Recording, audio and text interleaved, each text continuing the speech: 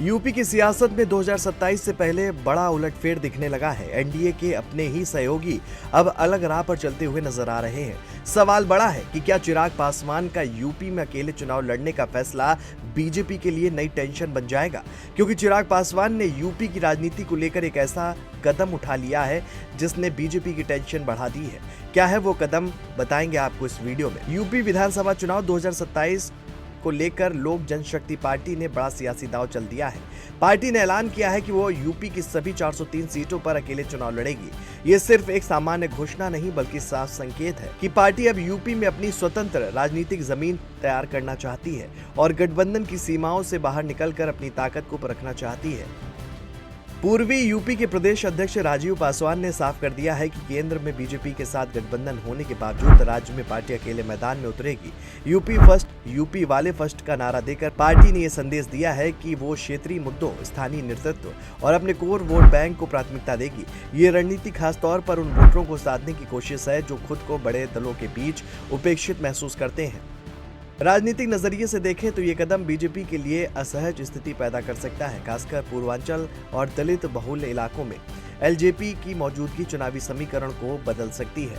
Party Ramvilas Paswan की विरासत के सहारे दलित और पिछड़े वर्गों में अपनी पकड़ मजबूत करने की कोशिश कर रही है।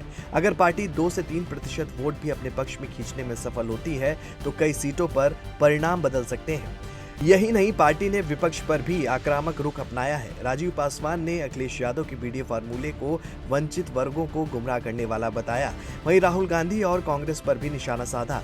जानकारों का कहना है कि इससे साफ है कि पार्टी सिर्फ बीजेपी के वोट बैंक में सेंध लगाने की कोशिश नहीं कर रही, बल्कि खुद को एक वैकल्पिक सामाजिक राजनीतिक ताकत के रूप में पेश करना चाहती है।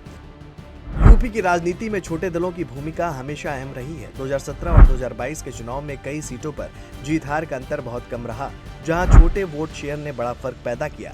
ऐसे में एलजेपी के सभी सीटों पर चुनाव लड़ने का फैसला चुनावी गणित को जटिल बना सकता है।